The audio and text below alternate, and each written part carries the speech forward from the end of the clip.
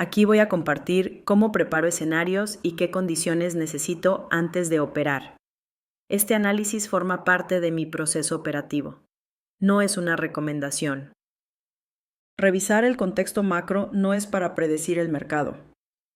Es para entender qué información tiene prioridad, cuándo entra la liquidez y en qué momentos el precio deja de comportarse de forma técnica. Esta semana el foco está bastante claro: consumo e inflación, con empleo funcionando más como modulador del riesgo que como detonante de tendencia. Martes, ventas minoristas y ventas minoristas núcleo. Este es uno de los datos más importantes de la semana porque nos dice, sin demasiada interpretación, cómo está realmente el consumidor. Para el inversionista, ventas fuertes confirman que la economía sigue aguantando, pero también refuerzan la idea de tasas altas por más tiempo. Ventas débiles, en cambio, empiezan a levantar preguntas sobre crecimiento. Para mí como day trader, es un dato que puede mover fuerte la apertura. No me interesa anticiparlo. Me interesa ver si el mercado usa el dato para salir del rango o sí. Una vez más, lo absorbe y vuelve al balance. Ese mismo día se publica el índice de costo laboral trimestral. Este dato no suele generar titulares, pero es importante porque habla de presión salarial. A nivel macro, salarios al alza complican el discurso de inflación controlada. En la operativa diaria, no suelo tradear este dato directamente, pero sí lo tengo en mente como parte del contexto, sobre todo si empieza a repetirse una tendencia. Miércoles, salarios promedio, cambio en nóminas y tasa de desempleo. Este bloque vuelve a poner el mercado laboral en el centro. Para el inversionista, lo que importa es el equilibrio, ni demasiado fuerte, ni demasiado débil. Para el day trader, este es uno de esos momentos donde el riesgo se dispara. Aquí no se trata de ser valiente, sino de ser disciplinado. Se observa la reacción del precio y solo se actúa si hay aceptación clara fuera de niveles relevantes.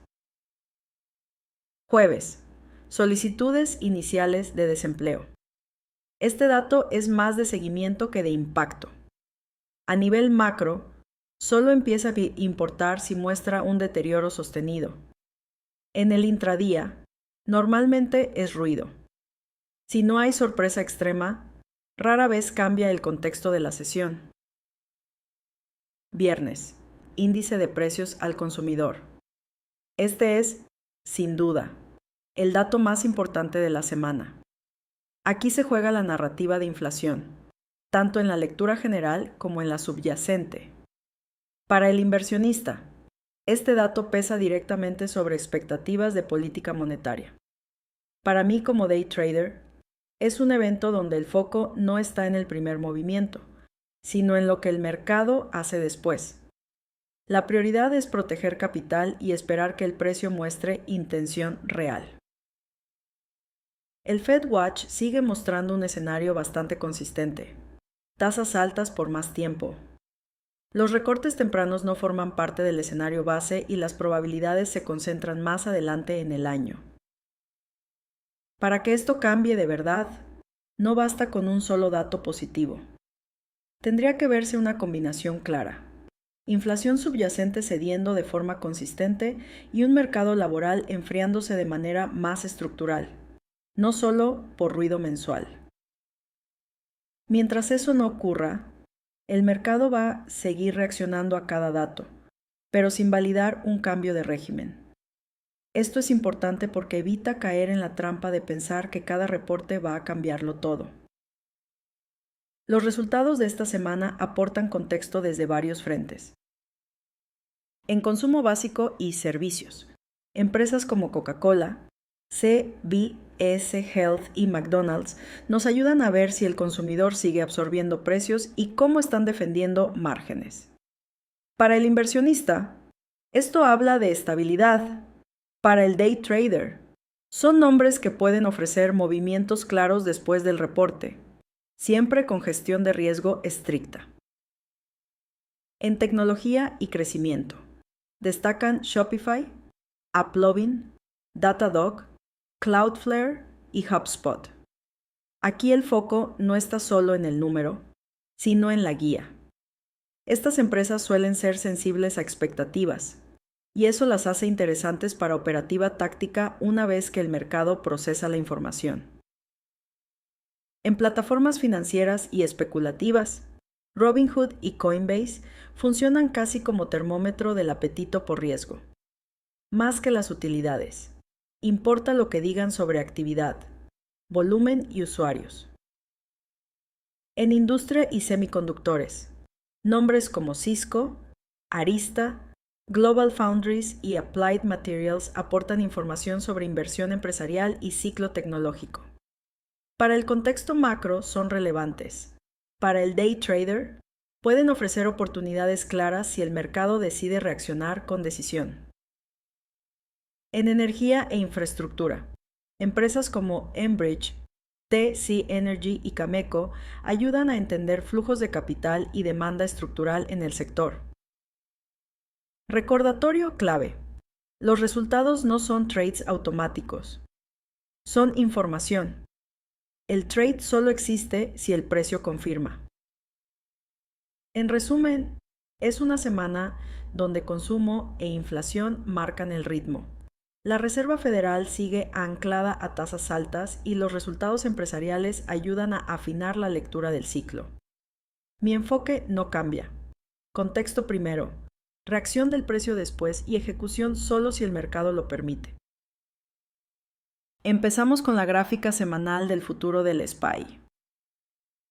La estructura de la vela semanal es de martillo verde, con una mecha larga en su mínimo, reflejando el rechazo observado en la acción del precio del viernes.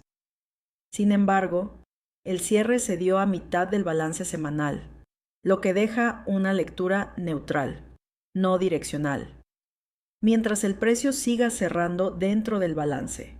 Esta vela no valida continuación alcista. En términos de localización, la vela dejó un máximo y un mínimo decreciente en relación con la vela anterior. Esta es una nota vendedora que debe respetarse. Aún así, contexto mayor se mantiene intacto. La tendencia alcista de fondo sigue vigente, con el precio haciendo balance cerca del máximo histórico. Esto define un mercado en pausa estructural, no en tendencia activa. Al bajar a la gráfica de 4 horas, el precio se encuentra neutralizado. No hay estructura operable en el centro de la zona de valor. Desde esta zona, el mercado puede desarrollar dos caminos, pero ninguno es operativo mientras el precio permanezca aquí. Un escenario sería que el precio logre estructurar un nuevo mínimo creciente respecto al mínimo de la semana pasada, lo que permitiría reactivar el sesgo comprador. El otro escenario sería que el alto del viernes funcione como nuevo máximo decreciente, devolviendo el control a los vendedores. Ambos escenarios requieren confirmación explícita y no deben anticiparse. Por lo tanto, el escenario base no es ninguno de los dos. El escenario base es balance y paciencia. Mientras el precio se mantenga en la parte media de la zona de valor semanal, no considero ninguno de estos escenarios operativo. En cuanto a niveles relevantes, solo actuaré si el mercado llega a ellos con intención clara. Un retroceso hacia la zona entre 6.840 y 6.865, correspondiente al valor de área bajo semanal, solo será relevante si el precio muestra estructura de trampa, perforación sin aceptación y recuperación clara y sostenida. No opero el test del nivel ni la primera reacción. Antes de esa zona, el punto de control semanal, con confluencia en 6.900, funciona como soporte intermedio clave. Un caso base sólido para los compradores sería que el precio se mantuviera y construyera valor por encima de ese nivel. Mientras eso no ocurra, cualquier lectura alcista es incompleta. Si el mercado decide continuar al alza, no se persigue el movimiento.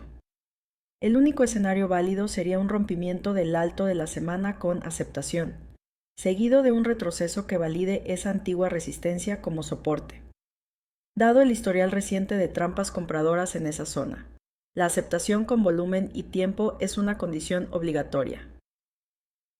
Finalmente, si el movimiento alcista del viernes fue solo un rally correctivo y los vendedores retoman el control, necesitaríamos ver una perforación clara y con relativa facilidad de los niveles mencionados. En ese caso, un corto en un rally que vaya a testear el valor de área bajo semanal ahora como resistencia podría ser planteable, con objetivo en el mínimo de la semana. Sin esa secuencia, el escenario bajista no es operativo. Hasta que el mercado salga del balance y muestre aceptación real, la paciencia no es una recomendación, es una condición operativa. Pasamos ahora al Nasdaq, donde la lectura estructural es más débil. En la gráfica semanal, la vela es también de martillo, pero en este caso es rojo y con mayor cuerpo que en el SPY. Su localización dejó un máximo y un mínimo decreciente, lo que representa indicios bajistas más sólidos desde el punto de vista estructural. A diferencia del SPY, el Nasdaq cerró por debajo del punto de control semanal, reforzando la lectura de debilidad relativa. Esta divergencia no es nueva, y mientras se mantenga, condiciona cualquier intento de continuación alcista limpia en el SPY. Al bajar a la gráfica de 4 horas, la estructura es clara. La tendencia es bajista. El precio realizó un test del último soporte perforado, ahora actuando como resistencia, y cerró por debajo de ese nivel, que además coincide con el punto de control semanal. Esta secuencia valida el control actual de los vendedores, mientras el precio se mantenga por debajo de ese nivel. El sesgo sigue siendo bajista. No hay argumento técnico para anticipar recuperación mientras esa resistencia no sea recuperada con aceptación. El escenario base se mantiene sin discusión. Precio dentro del rango del viernes. Manos quietas. No hay ventaja operativa en el centro del rango. Si el precio llega a perforar al alza el punto de control semanal, en confluencia con el máximo del día previo, no se asume giro automático. En ese caso, solo me interesaría ver estructura de trampa compradora, es decir, un intento de ruptura sin aceptación que devuelva el precio en favor de los vendedores. Si los compradores quieren cambiar el sesgo, no basta con tocar el nivel. Necesitan construir aceptación con tiempo y volumen en esa zona. Sin ese proceso, cualquier rebote se considera correctivo. Hasta que eso ocurra, el Nasdaq mantiene debilidad estructural, y esa debilidad sigue siendo un factor limitante para el lado largo en los índices. En conjunto, el SPY se mantiene en balance dentro de una tendencia alcista mayor, mientras que el Nasdaq muestra debilidad estructural más clara. Esta divergencia obliga a una lectura más defensiva y selectiva del mercado. Mientras ninguno de los dos índices muestre aceptación clara fuera de sus zonas de balance, no hay razón para aumentar agresividad. La paciencia, la gestión de riesgo y la espera de confirmación siguen siendo prioritarias. Hasta que el mercado resuelva esta divergencia con estructura y aceptación, la mejor decisión operativa es proteger capital y esperar.